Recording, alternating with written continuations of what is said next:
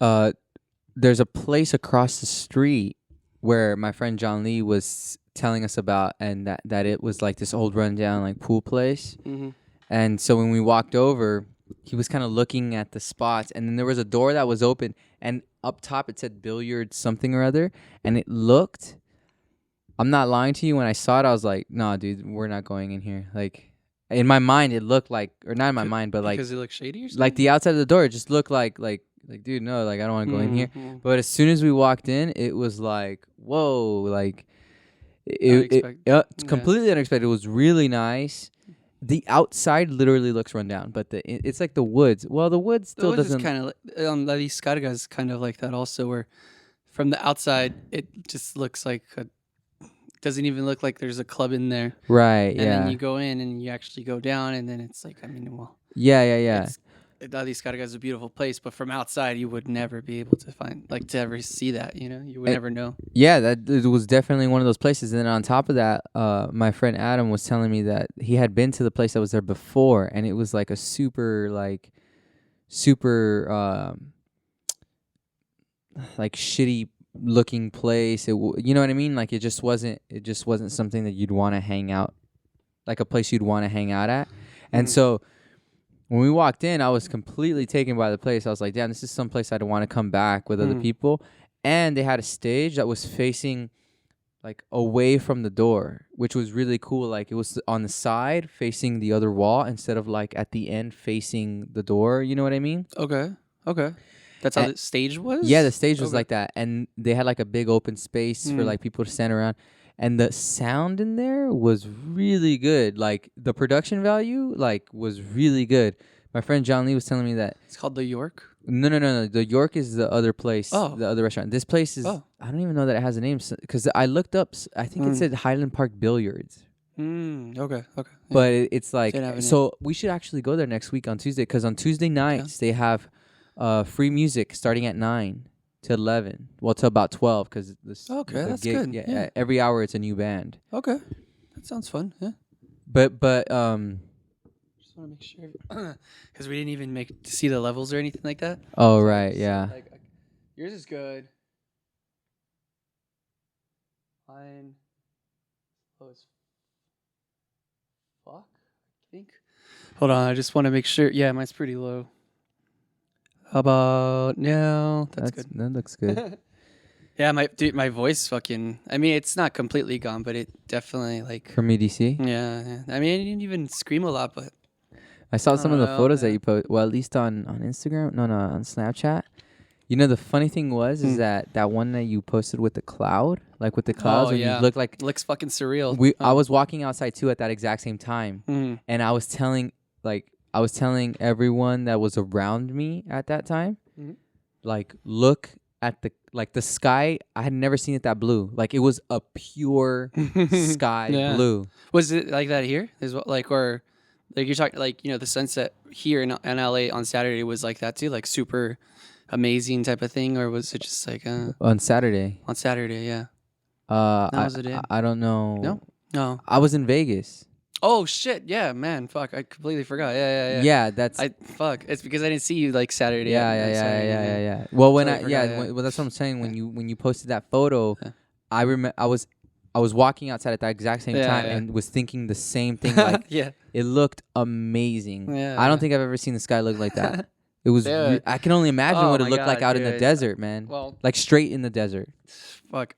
So the moment we get in, the way the speedway is kind of it works, I guess, like it has that it's I guess like a snow. It's like a globe, right? Like a snow globe. Okay. It kind of because of the shape of the track, it kind of has this like it kind of it sinks in some way, right? Yeah. So when you're in the bottom of the speedway, you're like the actual track is, but it's like highly elevated compared to the bottom. Mm-hmm. So right there, you already feel like you're in a snow globe. Like it gives this like I'm in a snow globe effect.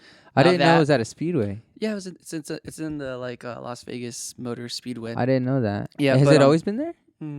For like the past 4 years, so ever since it moved to Vegas. I didn't know that. I didn't know that. It's been there, but so when we first got in there, you walk in through the actual track, like the racetrack, and then you go down, like, and then it's basically like in the middle of like where the green spot of the speedway is at, like where the Right. patch of green is. Mm-hmm. That's where they like all the stages and everything's at.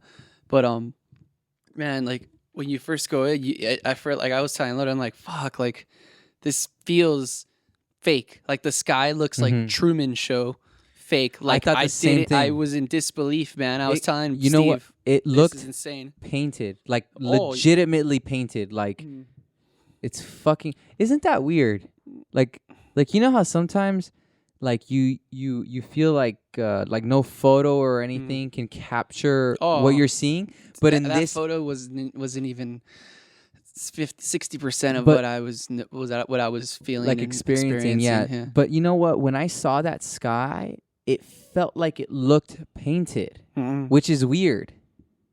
Oh yeah, imagine being somewhere where there's already so many surreal things. Like there's a mushroom, there's like 7-foot tall mushrooms and random glass pyramids everywhere, or not everywhere, like in places, and then just how you're everyone was dressed. Yeah, and and how everything. people are dressed, and you have like a walking, I don't know, like just random butterfly walking person. Right. Like everything's surreal, and then you walk, and I'm just like, I was telling Steve, like, oh my god, like if someone was, not if someone, there's plenty of people. There's probably like 90% or 80% of those people were probably on some type of psychoactive drug, right? Right.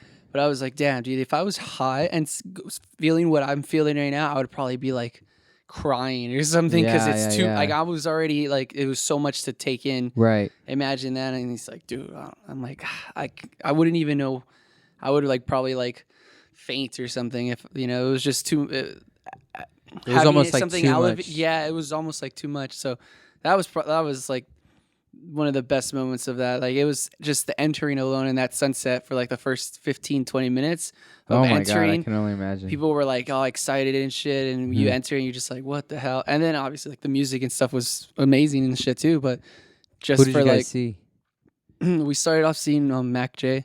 He was cool. He's not as huge, but then we switched off to.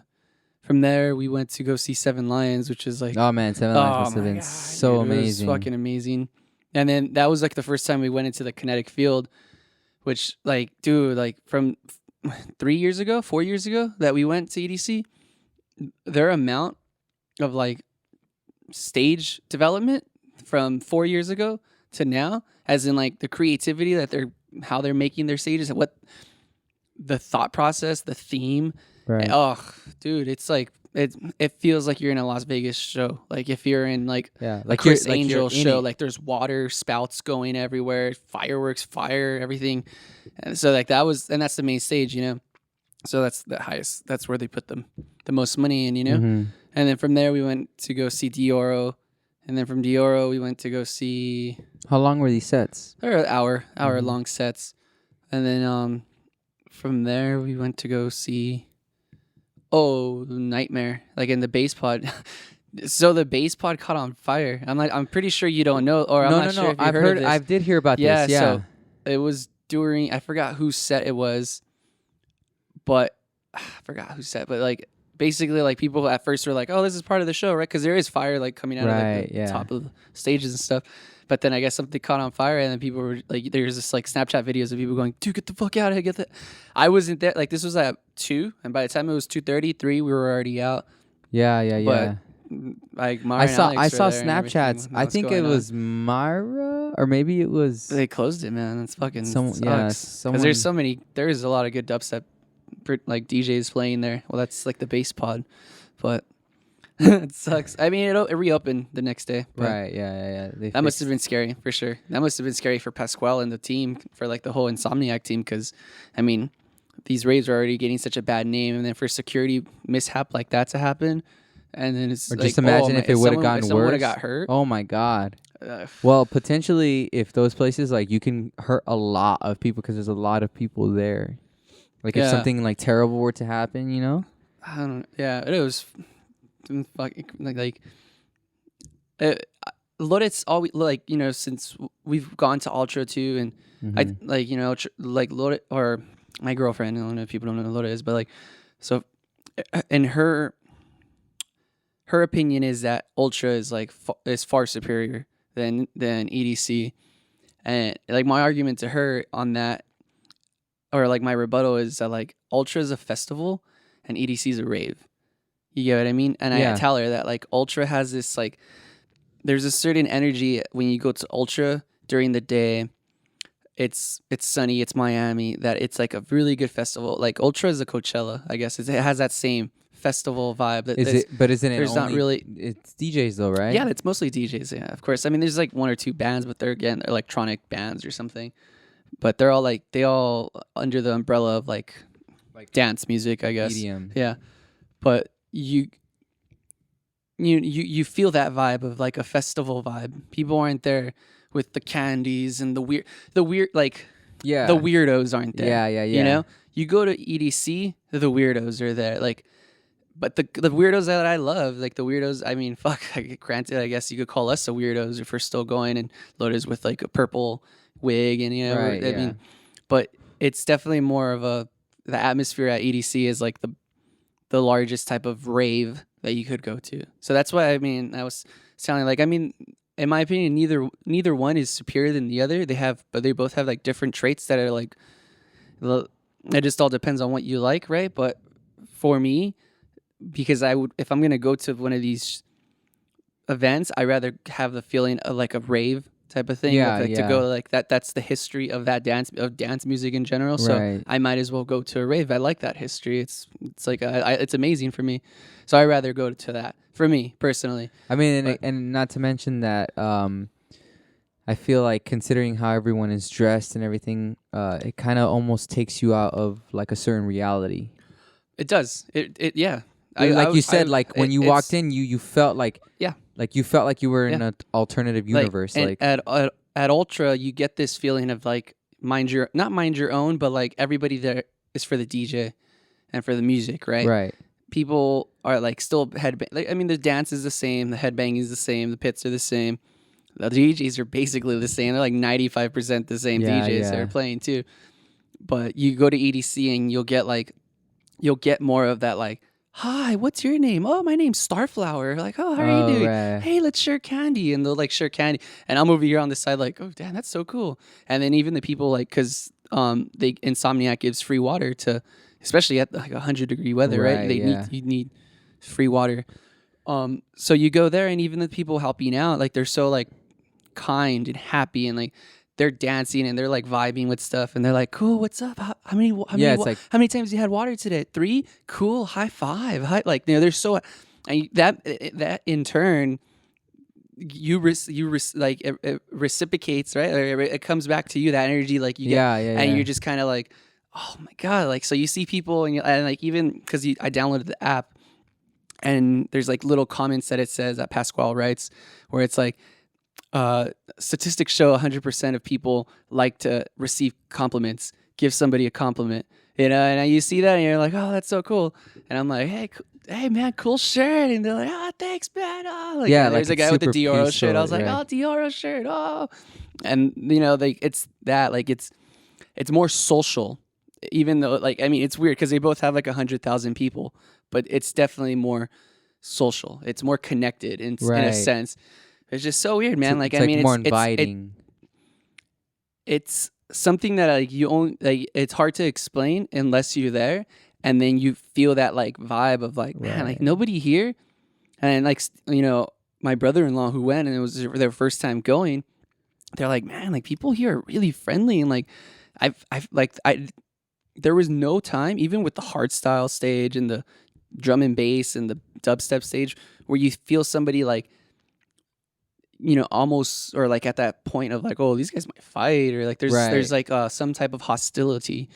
It's not really there. It's just more like, cool, like we're gonna mosh pit, but it's fun, you know, it's okay. And it's so weird, like, and for me, it's something that you don't get at Ultra. Again, I'm not. I don't know if it's like a bias that I have for it or something, but or maybe just like that particular experience at Ultra. Maybe I don't know, but I'll tell you what, too. Like the night, it is such a big factor when it comes to because like Ultra's daytime, so it doesn't look as dream like you said, as when you have thousands of neon things and art fixtures and art displays and literally like what we have here, like those little like I guess like lights, but like they're LEDs, probably like beach volleyball Yeah. size, Are those lights all by the around. way? Yeah, I got them like 2 weeks ago. Cool. But like they're all over the speedway, so Yeah. it feels like you're in like it. My brother-in-law said it's like it feels like you're in a Dr. Seuss movie. Yeah. You I know? mean, I You go can in only there and you're just imagine. like, oh my god, where Like the you're in- hell like did I you're get in, transformed to? like you you're know, in like you're in a theme park, or but transported to. like like if you know how when you walk into like Toontown, how everything's like that kind of thing, but except yeah. like in relation to that, you know what I man. mean? It's ugh. But you're living that reality for a couple of hours. Yeah, and it's tough. I mean, definitely, like we were tired by 3, and we just did the one day. Yeah, yeah, For yeah. people to do 3 days, man. Like I mean, we straight just did with the 3 days in Ultra, but again, it's because it's daytime. Your body already, typically, like you're already a body's used to staying up from 12 to 12. right. It's not used to being from 9 to 6. You get tired at 3. You hit that wall. Unless you have some type of drug that's gonna help you, which we didn't. I mean, we had caffeine. I had an iced coffee there.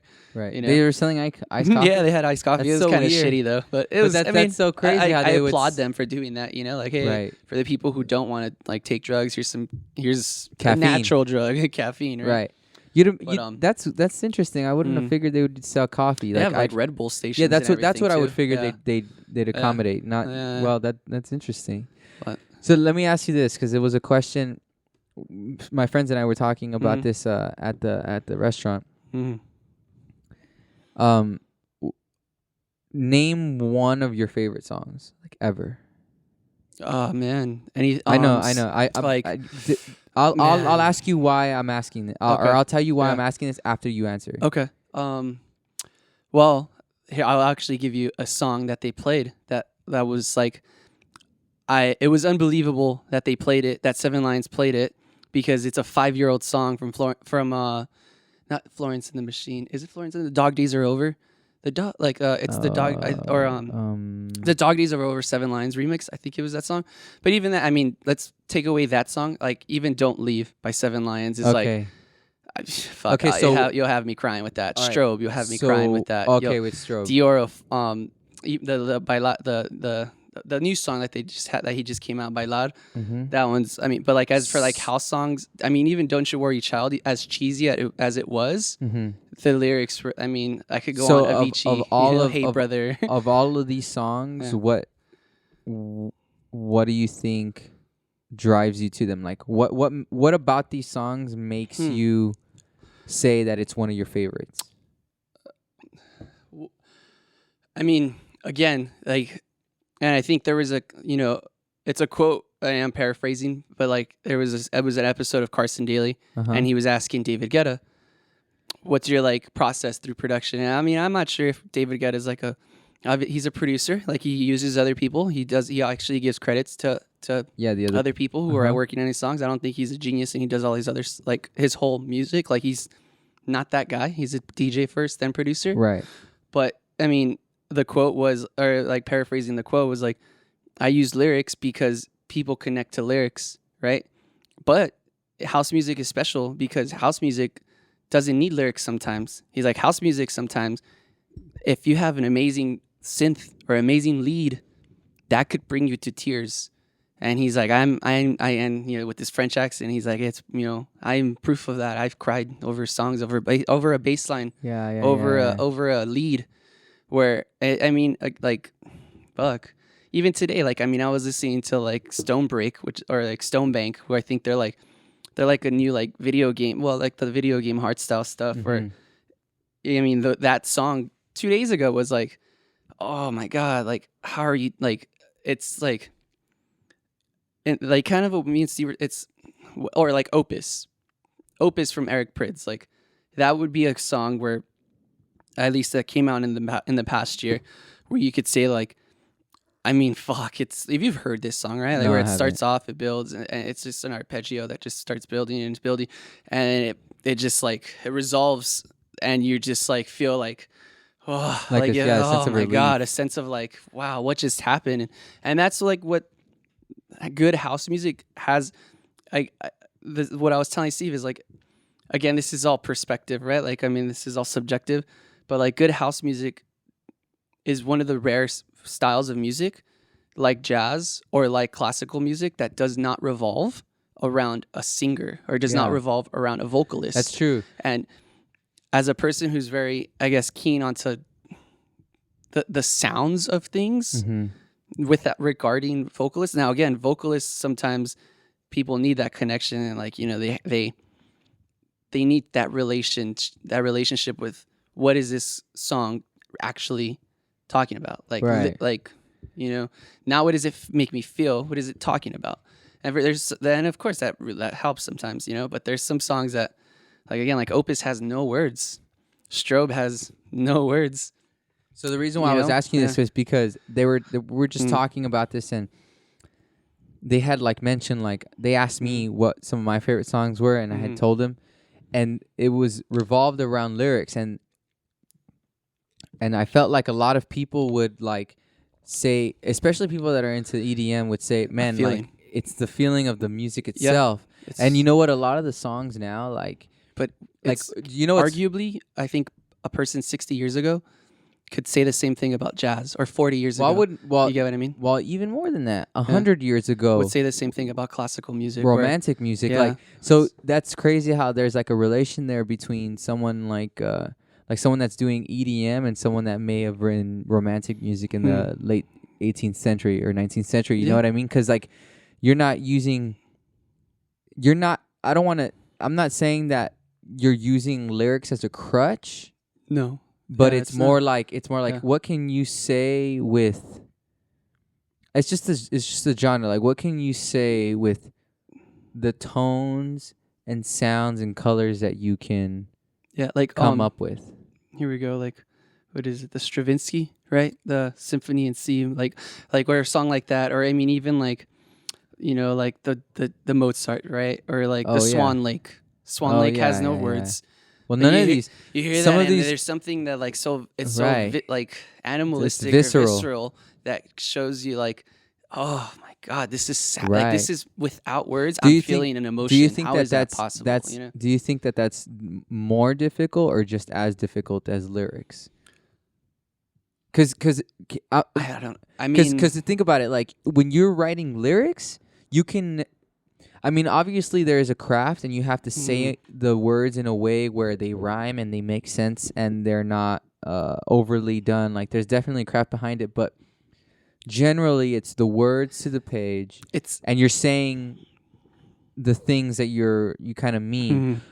Now, when you're doing nothing but music, like not music, but when you're using tones and pitches to do that, that's like you have literally just pitches to create emotion. That's pretty. I think it's almost like explaining how is basketball better than football to a sports fan who might be inclined to one. You know what I mean? I'm Because not it's saying like one is better than it's the like other. Even though they're both they're both they're both. I mean, without. I mean, Well, no pun the voice intended, is they're both tools for music. right. It's like almost apples and oranges, because it's like to say one is easier than the other. It's like there's such a discipline to being a good songwriter, Oh, absolutely, as in absolutely. writing lyrics, and there's also such a good discipline to being a good songwriter without The lyric. without Well, the lyrics. that's why a you lot know? of people will argue that if, depending on what kind of genre and who you are, a lot of people will argue that even though you may not have written lyrics, a person that comes up with the music is still a songwriter. Like in that respect, because like for example, like someone like that makes EDM and there's no lyrics, Yeah. they are still considered a writer. Yeah. Like you know what I mean? So it's still it's basically the same thing. The only difference is the timbre.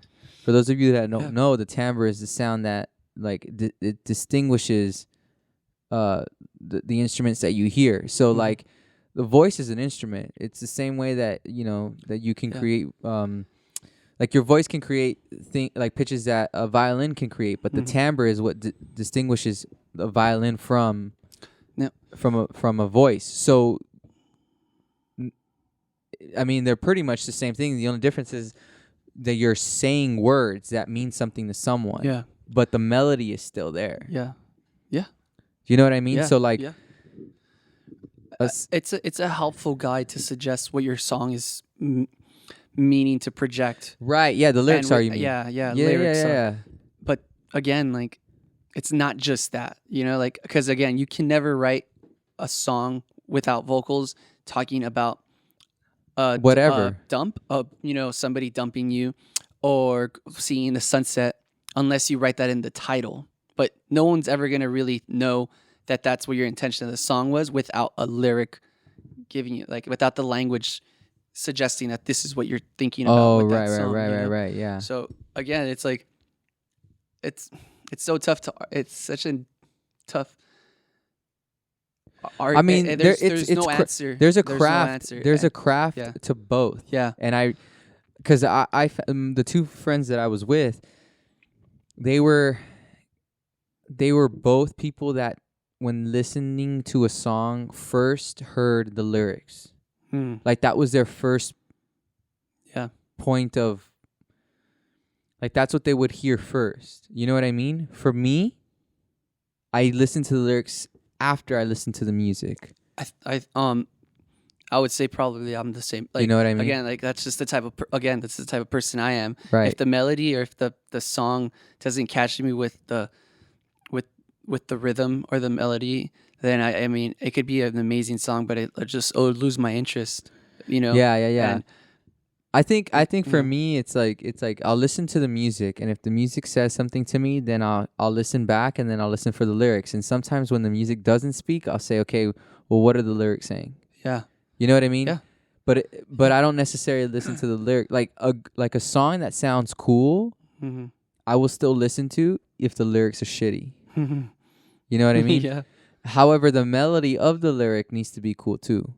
So in that respect, it needs to be like just as good as the music behind it. Like, going back to songs, like the "We're All We Need." That's something where the lyrics of that house song are just like it's Who is great. that by? Above and Beyond. Again, but like Above and Beyond, they do, or I mean, it's funny, like, they're house DJs, but then they'll do live sets with an orchestra. Well, there's a lot and of they know how to do similarities that. there. Yeah. And that song is, I mean, I've literally, caught at a 12, 13-hour, day when I was working and crying on that song driving home. And I've never had, I mean, there's been 2 or 3 hip hop songs that have done that, and house songs, again, it's rare. Yeah. But there is that, but again, it's the lyrics. There has been songs sometimes where without lyrics.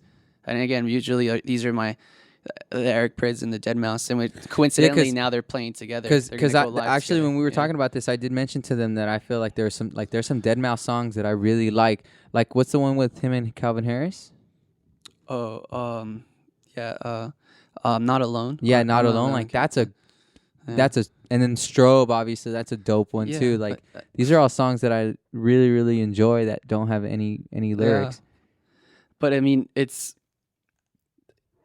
kind of going. I mean, interesting. I guess in the similarity of the conversation and the topic we're talking about, and it's something I wanted to bring up last time when me, you, and Loda were talking about, that there was an article on Rolling Stone. I talked to you about it after, but we didn't talk about it here. What was it? And I kind of want to see what your opinion was on it, where Diplo got awarded the top DJ of the world, or the America, top American DJ by Rolling Stone.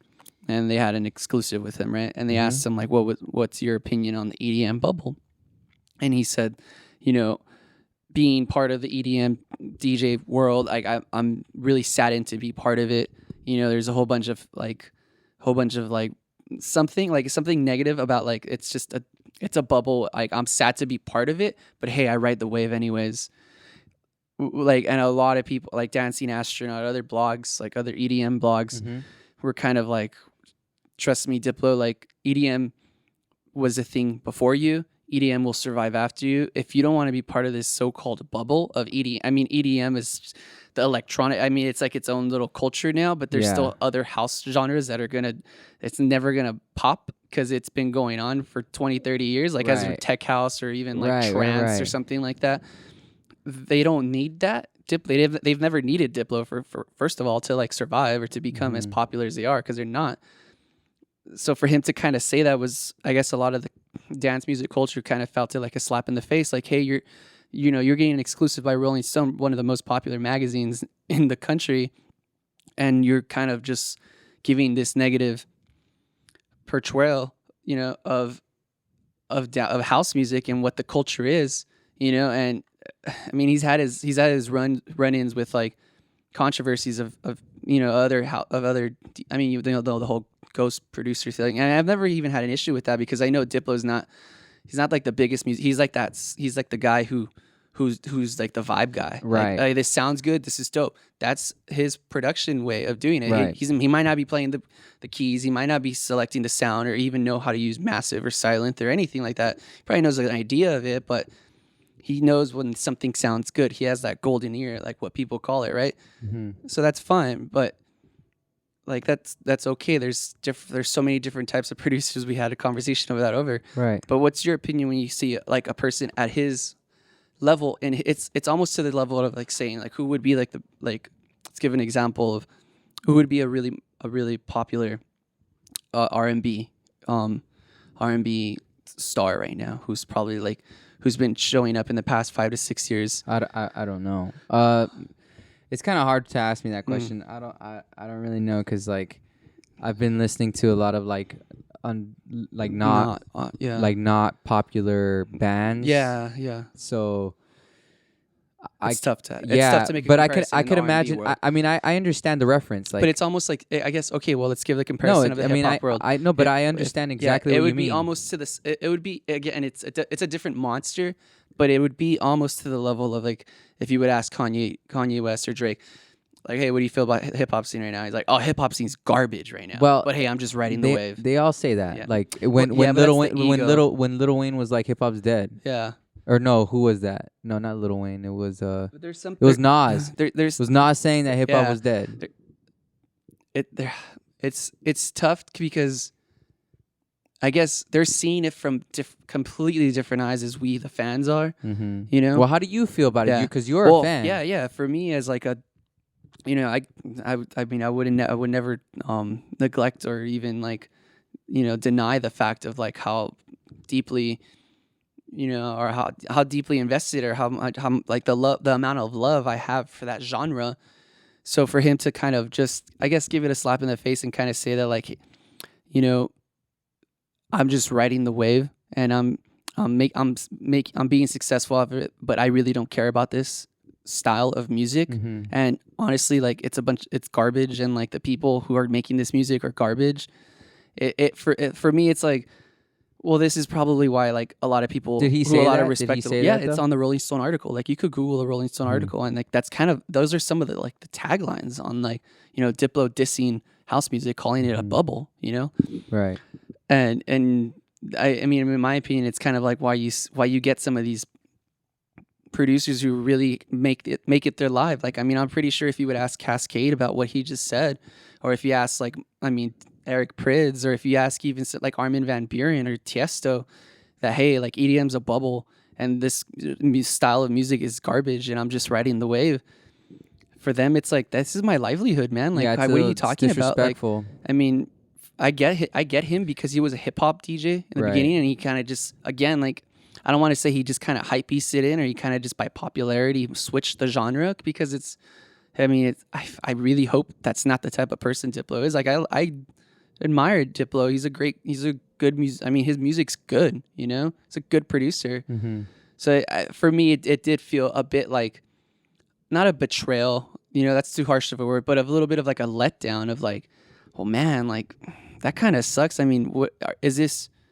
Are you basically trying to tell me like, oh, as Like us you're as only doing fans, this like, for money? what we should just stop listening to everything you make because we're your fans. So what you're basically saying that, oh, this is what are you gonna do now? Like, what are you gonna do next for the next 10, 15 years? Like with your sound, you're gonna transition to the next hot thing, which he's the type of DJ who probably would because he has no real genuine sound. Well, we've talked about this too. Like a lot of house DJs now, genuine is not. Or even to sound genuine, to have a sound is not really a desirable trait in the genre as of now. Like you get your outliers and you get your people who that totally sounds like a Zomboy sound, or even like a Dr. P sound, or like there's certain synths that like I know Flux Pavilion sound, or like that he has, or like a Right. Borgor has this squeal, this like very interesting dubstep squeal that only he has. So it's like a sprinkle of his, you know, his personality or his, Right. originality to the music, to the genre, where you could do that. I mean, they're traits, and you have to have a good ear, like to see that, like, oh, Jow's, he started off with this weird warpy type of interesting bass sound to it. Yeah. So the originality, it's hard to find, but you could find it, and they try to add some originality to their sounds, right?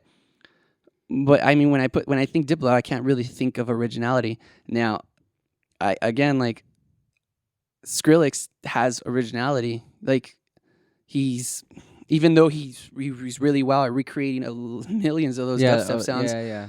there's something original about his set and his persona, for God's sakes, that elevated him to where he's at, So his and it live kind of show shows that, like, is different than others. yeah.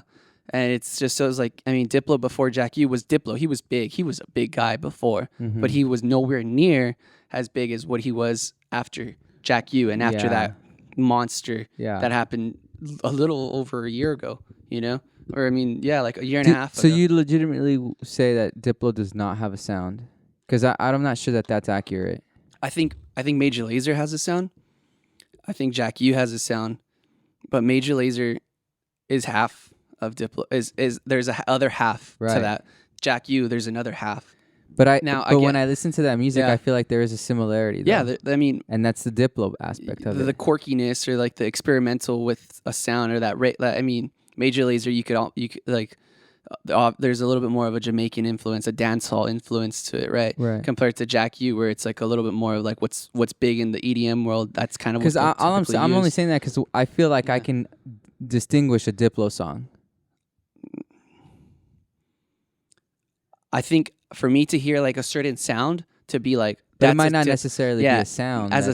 in a style, but I think for you, yeah, like, I mean, for again, a person who's not looking that far deep into it, like, I would be like, okay, cool, that could be like a Diplo song, but that's probably like maybe like a Valentino Khan song, or like Right. that, like, that interesting, what was it called? I don't even, the Moombathon sound. That's a Right. Moombathon sound. It's not a Diplo sound. He adapted his sound to become that. Right. So it's cool. Like, I get it, but he does. I mean, not to like, again, I'm not saying he doesn't have a specific style that he works for, like that he's kind of known for now, which is Right, that right, right. Moomba, that Moombathon, like not dancehall, but that like Jamaican reggae dancehall influence. Right. But there's not like, there's nothing really, or there's never really been a song that I go like, oh my God, that's like super Diplo, like alone. You get what I mean? Okay, yeah. Singular Diplo, Yeah. as an artist Diplo. Yeah. Yeah, I don't know. I mean, I've heard his stuff. But again, like, I mean, Express Yourself. The big one that came out, I think, was like the GTA remix of the Express Yourself. For like, again, he's a great people's person. Obviously, like, he's really cool at being cool with. He's really cool at making great friendships and developments with people.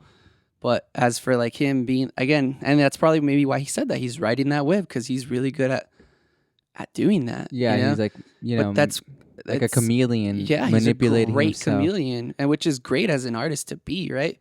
But I wouldn't necessarily say it's good for an artist to be that way. Well, It's good for a producer to be that I way. think it's good for a person, for a producer to make a lot of money. It's good to be that. Well, just generally a producer, because Yeah. I was having a conversation with someone about this. Like, if you're an artist, like you're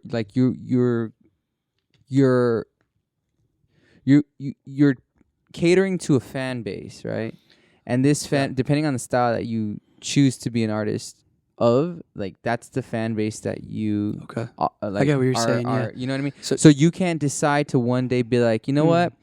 I don't want to do this anymore. I want to do this other style. That's why producers have that flexibility. Right, because a producer, it doesn't matter. You're not the artist. It's just like you're No. catering to the artist's style. Do you believe that Diplo now has crossed the line, or crossed that border from becoming a producer to an artist? Yeah, because everyone knows who Diplo is. And where he's playing and who he's playing to, like what audience Well, is he playing it depends. to? But know what I you know what though? It kind of depends though, because He's definitely merged that. It depends, because like if you're Diplo the artist, then I'm expecting a certain sound. Yeah. But if you're Diplo the producer that's producing for Usher, It's a then different it's Diplo influenced, yes. but it's not like what you would hear Diplo as an artist put out. Yeah. Cause like it's like you wouldn't hear, but then again, is it really that different? You know? His producing style and his own music. Yeah. Is it really that different? Again, it's obviously they're both dance music influenced, right? Like, I mean, most of his songs that he produces, because like there's that people theme. that I know that can potentially do a song in one genre and then do a song in another genre, and you would not even believe, like Rick Rubin. Yeah, like Rick Rubin, he produced "Raining Blood" from Slayer, but he's and then he goes off and fucking produces Yeezus. Yeah. Or you know, fucking the Beastie Boys, you know, like or Adele, right? Or Adele, fuck yeah. Or fucking name the biggest artist of all time, like whoever. Probably worked on that. Yeah. That to me, is like who I want to be, what I want to do. Like, I value. Like, I think if you can do this in any other genre, then you're special. But I think then he should be. I think. Again, I don't think he has to start off with always saying that, right? I mean, no one's going to give him the time or the credit to say that, or no one's going to even care. Not a lot of people are going to even care that, you know, you have to be like, hey, well, let me start off like Diplo producer. This is what I feel about this. Diplo the artist. Okay. It's different because again, like, but a lot of people, not a lot, but like there was a couple hundred, you know, comments and stuff where we're like, just giving him like, wow, like, dude, move on then. Like, get out of the genre get out of the genre. If you feel like you hate it so much, if those were your words, you know, if the writer, you know, was saying your words verbatim, then get the fuck out of the genre. If it's bugging you so much and if it hurts you so much, you've made $20 million, like over $20 million probably. You know, you're a millionaire. You're good. Your kids are good. Right. Well, what are you doing it for now? You want more money? But then you can say the same about a lot of other artists that aren't coming out and saying that. No, yeah. I mean, but he did. But I think the more important reason is that you could say that maybe, like, I mean, I'm pretty sure there's a lot of artists who are sick and tired of singing their, you know, it's like that scenario of like the Rolling Stones singing the same songs over and over for 40 years. You think they really want to sing whatever, like, I mean, you know, Satisfaction every time? After but they kind of have to. It's you have to do it for the money. Yeah. Like, that's what people are there to see you do. Yeah. But I'm pretty sure the Rolling Stones don't feel sick and tired of rock and roll. I mean, again, I could be wrong. I think maybe there is a certain time and place, or maybe there was a certain time where one of the members of the Rolling Stones or whatever classic rock, the Beatles, were like, I hate rock and roll music. It's a bubble. It's going to go away. But I feel like if that would have happened, why do you think Diplo is saying this though? Like, why does he feel? I think because he believes, or I mean, I don't think he believes. I think he's not ignorant enough to understand. He's not ignorant enough to not know the history of house music or the history of dance music. Yeah, I think he just frankly, like, I think his love for it, maybe, again, this is my opinion, maybe not. It was probably never really there to begin with, and he, as a producer, found that, like, MIA was one of his first big breaks, right? MIA was like, she was, I don't know, the, like, you know, Paper Planes, or like I fly like paper, get high like, I know that. Like, yeah. So that was like one of his big breaks, and then from there he was into that street, like, this, you know, he originates from hip hop, so he got into like, oh, this is what people in England are listening to. They're like drum and bass. They like this dubstep stuff. Cool. Like, I like this, you know.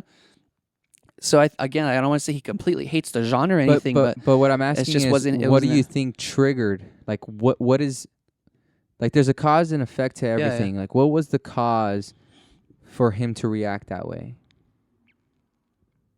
Like, there must have been a reason why. I mean, again, maybe it's him. Because I know there was like a controversy over Twitter where I think he was the one who he kind of put Zed on blast for giving this or for having this song with Aloe Black, which sounds it's a complete carbon copy of a Flume, synth that has that like the LFO synth, that sidechain synth that Flume's like super famous for now. Right. Now, of course, there's been copycats of that sound. I mean, there's a fucking name of that genre probably now, but everyone copies each other, yeah, But Diplo, I think he tweeted something about that, about Zed doing that. Zed answered back, some type of thing, and then Deadmau5 had to chime in because people were tagging him, and he's like, "Yeah, man, to tell Zed that he's a cash grab type of guy for the guy who worked with Justin Bieber." Oh right. Is like, are you serious? And it, like Deadmau5 put like shaking my head or something. He's like, how can you say that Zed is doing this for a cash grab when you worked with the most popular artists in the world? Which is not a bad thing. I mean, and Deadmau5 wrote, "Hey, Justin Bieber wants to work with me. I'll do it. Shit, I need the money." Right. But I know, and my fans know, it's for the money. Fuck it. Yeah. Be real about it. But do you think that the music that he's done with Justin Bieber is like a sellout kind of music? I think it's good music. So then why? So why does it matter? Why does it matter to him though? Yeah. Well, I mean, it's not my opinion. I'm not controlling his fingers on Twitter for him to call out Zed on that. I'm not sure if there's any personal beef between them. Like, I think he even said, "I fucked your girl" or something. Oh, which is like his girl is like Selena Gomez or one of those, like, I don't know, one of those like pop stars. Yeah. Right now, I don't know. And he was like, "P.S. I fucked your girl" or something, kind of saying like Diplo fucked Selena Gomez, and Zed was like, "Wow, shaking my like." I think he said like something about like, I feel like Diplo like who would could play like piano, like let's do a piano off or something, like let's see real musicians play. Something like some type of like, because Zed's a real musician, Yeah. And he kind of was like, "Dude, like you're calling me out on music, fuck you," Like it was like it got heated for like when was this? This was about 2 months ago. Wow, it's fairly recent. And I guess Deadmau5 became the Kanye West of the genre, where he has to have like a strong opinion on everything, and because he's like the godfather.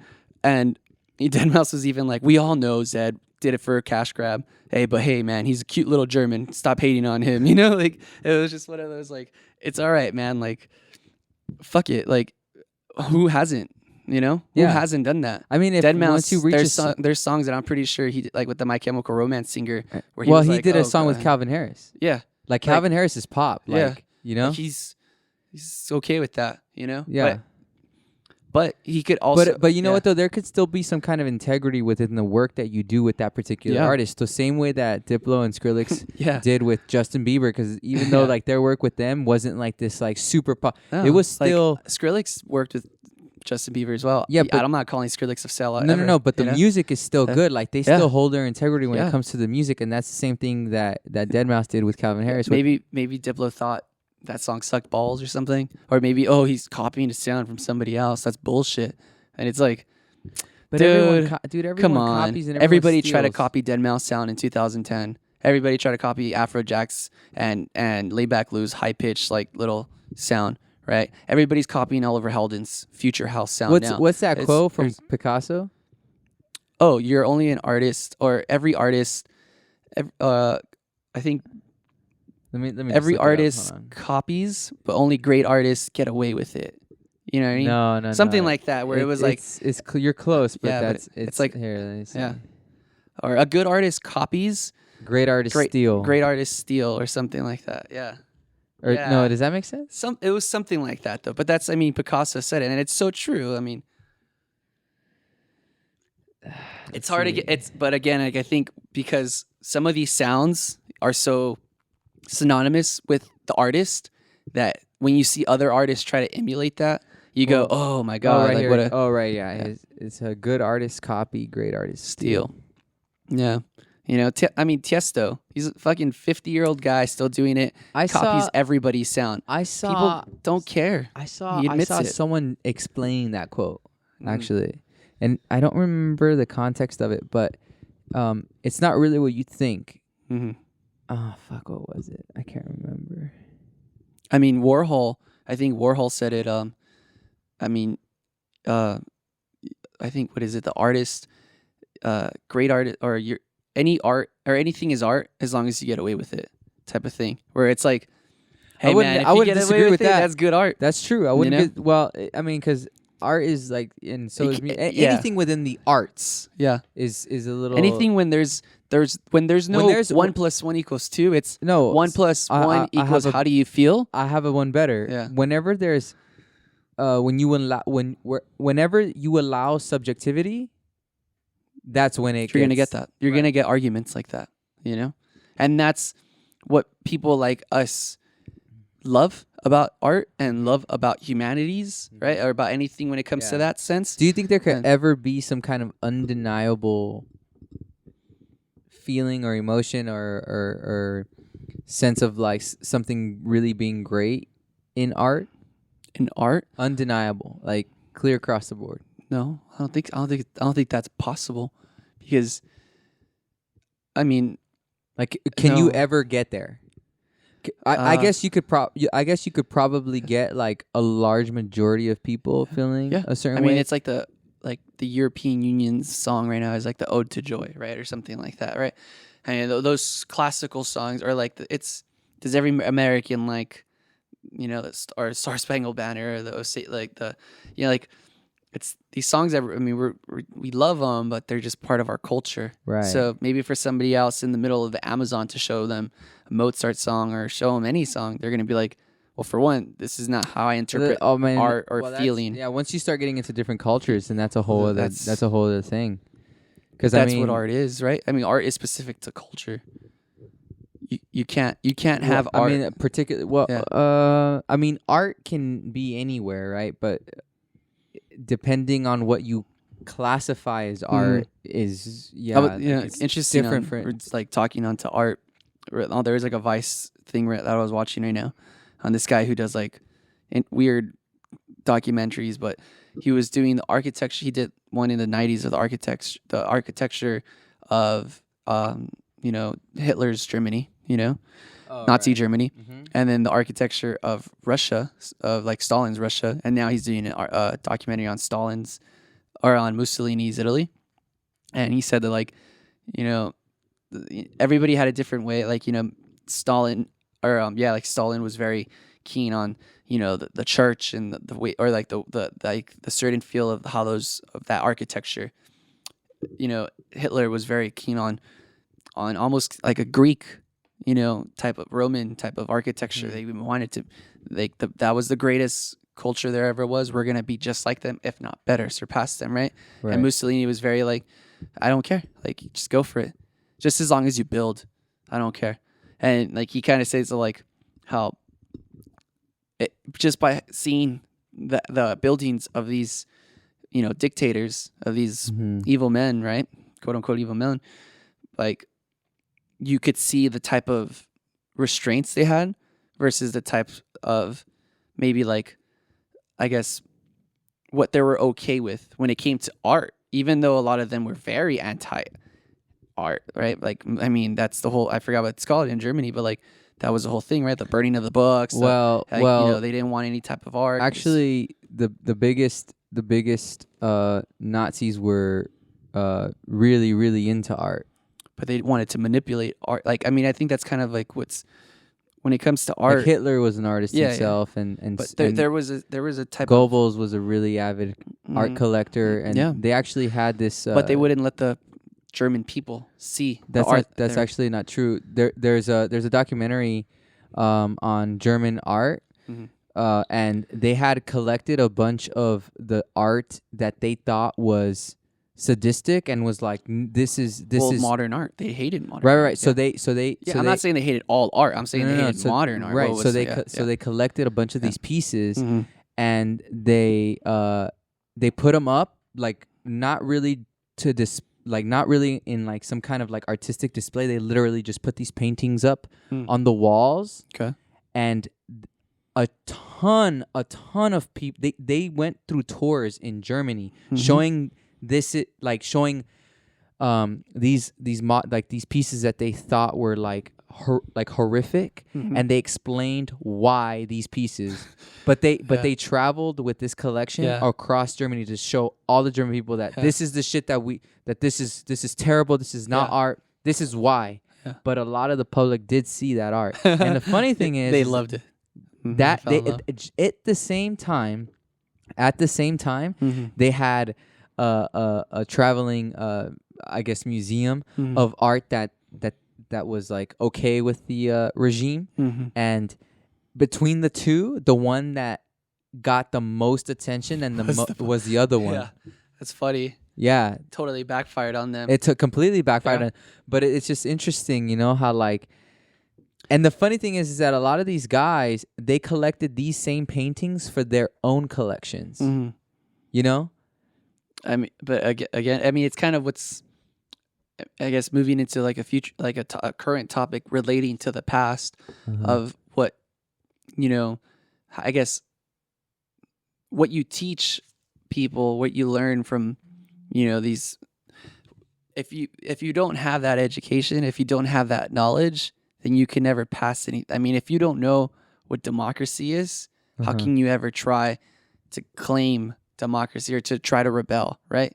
Like it's like kind of like that's kind of what they're trying to do. Like where if you get rid of these political ideologies and your whole generation of kids that maybe one day will grow up, they don't know about that. I mean, that's kind of, if you burn a person's past, that person never existed, or that culture, civilization was wiped out from history, right? Yeah. That's what they were trying to do. So, I mean, it kind of like it's a stretch to kind of relate to, I don't know if you know what's going on with like the people in Oaxaca right now, the teachers revolt in Oaxaca. So these I guess they were asking for better pay, or there was a new type of law that came in that basically fired like thousands of these teachers in Oaxaca. So what do? They strike, right? Now, like this is where things get complicated and people don't know who attacked first, who shot first, who threw the rock first, right? But now there's like full-fledged riot going on this week. Like this happened like since last week, 8 people have died as of today. And it's a big thing, but like who are the first people who, when a new regime or when somebody new steps in, typically who are the first people who disappear when it comes to something? Like it's usually politicians and teachers. I mean, if your teachers are not aligned to what you're going for and what your ideas are as a regime, as a dictator, I mean, those teachers are teaching the generation to rebel, right? I mean, why is it that I remember like my history professor would always say, like, why do you think that in almost any social revolution, the age group of these people who are acting upon it are usually between like 16 to 20, 25 or 22, because these are students, these are people these are kids who their whole life they've been educating, and now they're thinking, they're thinking critically of their own nation because they're getting taught that, and they see what's wrong and they need to act. They're young, they're physically able to. So dictators, any person who, dictators know that. They know the power of that. So who are the first people to be either sent off or killed off, right? And it just shows, what's that? Isn't that like basically the power of like why we could see a piece of art like this and go like, oh, it speaks to me in some way because somebody somewhere down the line taught us this. Right. And maybe a person in a different culture could see something like that and go, I have no idea. And kind of like encompassing everything. Like, well, that's our it's like, we're social beings. Like we're a lot of the things that we like are what we surround ourselves with and what we see, and really we might, growing up in a different kind of scenario and look, like we may have different tastes and shit like that. So that's the whole thing, like the reason why I like this and such is because I grew up in this place or whatever, you know what I mean? Like what's the reason why you're so into music? Like, well, there were so many things that led you. There's so many things in your path that led you to be the musician that you are now, right? The producer that you are now. Sometimes I feel like it's a visceral kind of thing, like where I just feel it inside. Because even when I was a kid, like there were instances that I did feel, like I don't know that I learned how to feel, like the music. Like I'm not sure that that's like a thing that I was able to learn. Like it wasn't like music was Yeah. not a big thing, like a super big thing in my house. But like, let me ask you this though, because I mean, I've been to your family parties.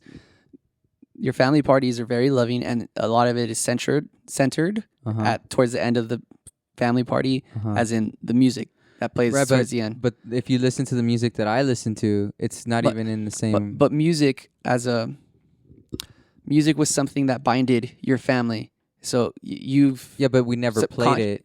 You guys didn't play when you guys were younger?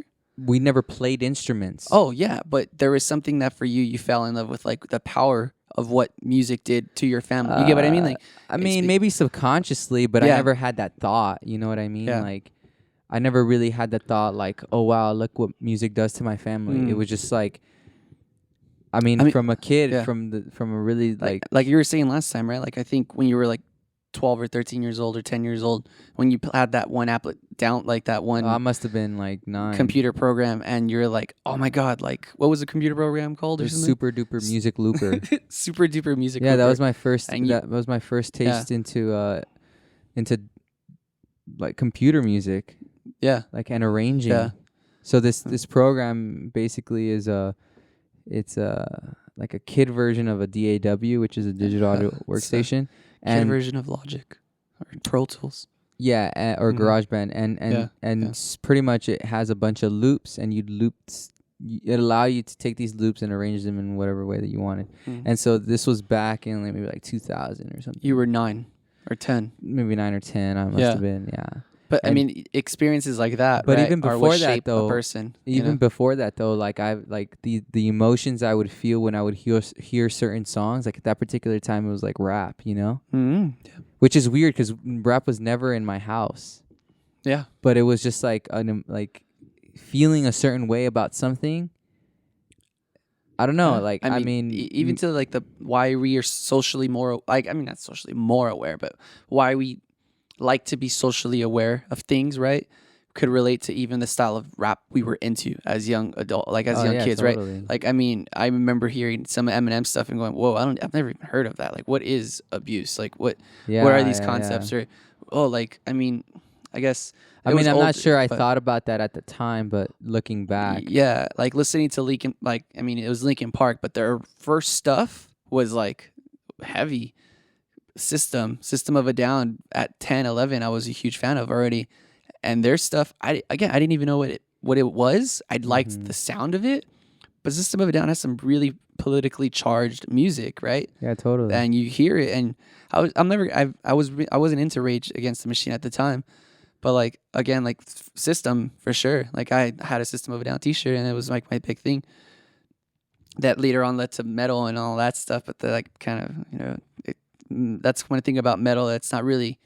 It's very non-political. It's very It depends on it depends well, on yeah, who you listen to. for the glam stuff and the traditional. Oh right, Iron yeah, Maiden that's stuff. just like that's more like of the a- flashy hip hop. Yeah, of yeah, the genre. yeah. So, I mean, but these things that when we were younger, right? Like, I mean, for some reason, it led to the growth of what we are now. Like, I mean, that's why when people go like, "Why do you like house music so much compared to like other people?" I mean, at least even in this city at your age now, right? Right. And you go like, well, I mean, maybe I was reintroduced to it at like 18, 19, so 18, 17. I was reintroduced to house music, but I made this connection with my girlfriend and then some of her friends where, I mean, in the 90s when we're listening to like Faye or when we're listening to NSYNC or the Blue Man Group or not the Blue Man Group, the Eiffel 65 on Blue Uh-huh. or the Cher song or, I mean, like, Yeah, well, you know, it like, was these sounds or this rhythm that growing up we were like, dude, this is cool, like this is and then I remember like seeing or hearing CDs from like Zombie Nation or like what is it, Prodigy or like those songs and go Yeah, like yeah. Smack My Bitch Up was like the video at MTV. It would play after 12. I remember staying up after 12 when I was like, I don't know, 9 or 10 to see that video, and I was like, oh my god, this video is so Yeah, crazy, yeah. like I shouldn't be watching this shit, but it was the sound, I right? think my first experience to house music or EDM was fucking Mortal Kombat, dude. Yeah, that's exactly. You know? took the words. I loved Mortal Kombat as a kid. I mean, it's video. Like, why do I like video? My brother like, the used new to have hardstyle my stuff? brother used to have a routine. My brother's a magician, and he used to have a routine to the song that, where what's the main character's name of Mortal Mortal Kombat? Kombat? Well, you have like you have Sub-Zero, you have Scorpion, you Liu Kang. Liu Kang. Okay, Yeah, yeah. yeah. So when it was Liu Kang fighting Reptile, Oh, okay. that song, he had a Yeah. routine to that song. Yeah. And then he also had a routine, like it was that, and then that song led into the song where he gets freed. Yeah. Remember? And then he goes, it's like that like voices song, like it's like a bunch of voices where like then he like runs down. It's at the very end. He runs down and then like it's like those flags or whatever, and there's like a bunch of people with white. Yeah, yeah. I don't know what remember part- the name like, of you're it. yeah. I know what part you're talking So about. Yeah. he had Yeah. the first one was I love that the reptile song, and then it led into that song. Yeah.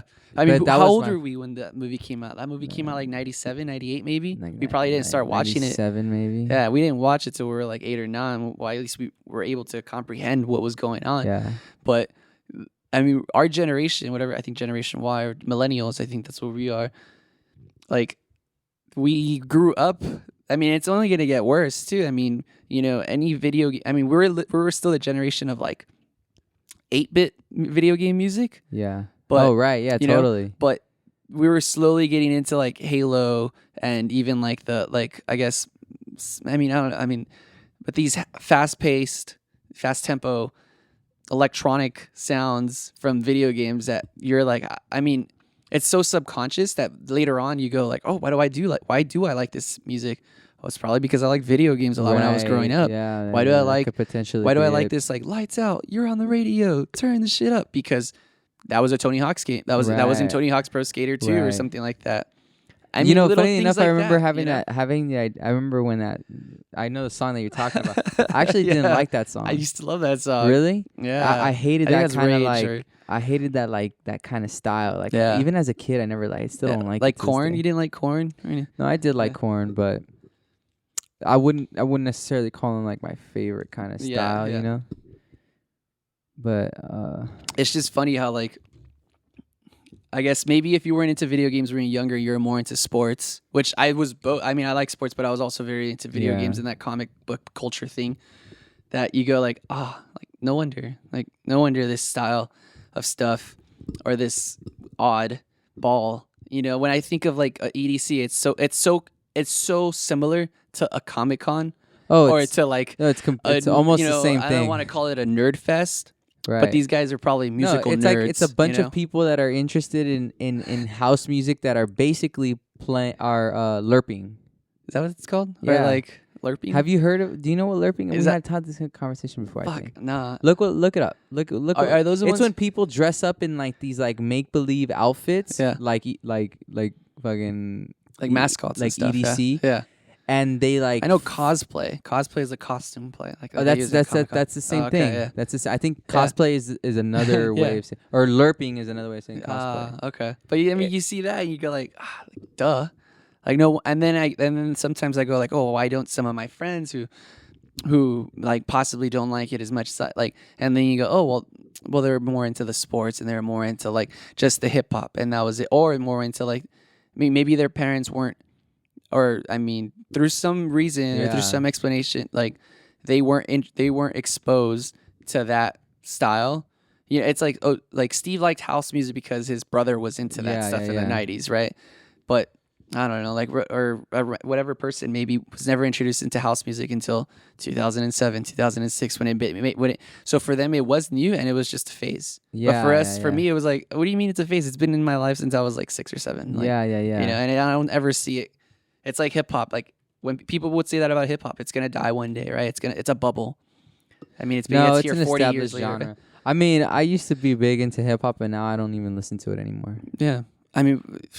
Like, But I mean, never the- listen to it anymore. The genres are so blended now, and in any That's thing true. where- I mean, you could potentially listen to someone rapping, but the song might not necessarily be a hip hop song. which is, I mean, that's just a sign of our times now, right? But it wasn't Well, necessarily like that before. it's a sign of progression, you Mhm. know, of experimentation. I think like there was the EDC movie that came out a while ago where Cascade said that, like, you know, now you could see, or somebody said it. I forgot. I think it was maybe like Cascade or 12th Planet or somebody, or no, or Travis Parker. I think where he's like, it's funny, man. Like you think EDC is just like all these, you know, like rave kids and candy kids, but then you'll see like a Ramon shirt popping out, and Yeah, then you have this totally. guy here. It's not. It's just for anybody who's For anyone, anyone. And he's like, kids are just so like, I don't got time for being a specific genre person. It's not in anymore to be that guy. No, it's not. It's But- dumb.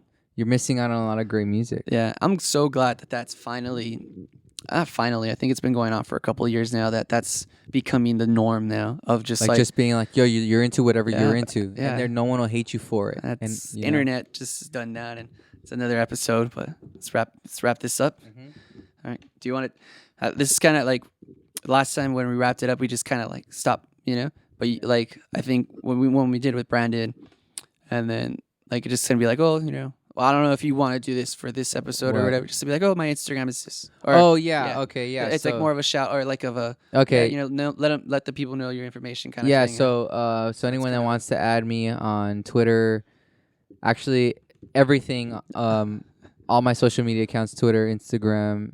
I don't have a Facebook, but everything Mhm. else, Snapchat, it's at CSRMRNO. And also that's my website, so you can check out some of the things that I've done. I need to update it actually, but talk about the new music but soon. yeah, I was just about to say that. Mhm. So today, finally, it's the 21st, a project I've been working on for about a year or so. We finally released the first single off of my good friend, Mike.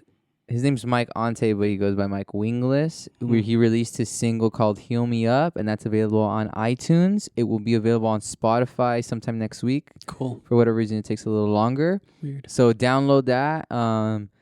This project that we did is coming out on June 30th, called Iridescent Avenue, and I produced it. I mixed it. I helped write some of the songs. So it's my first like full-fledged project It's your baby. It's one with of your him. babies. Yeah, so I'm super Yeah. excited. So check it out. Yeah. Cool. And then mine is nowhere near that long, but I my Instagram acardenas0991, and my Twitter. Well, I guess my Instagram. That's about it. And then through my Instagram, you can find my Twitter Yeah. information as well. So yeah, cool. All right. Let's end Cool. this up.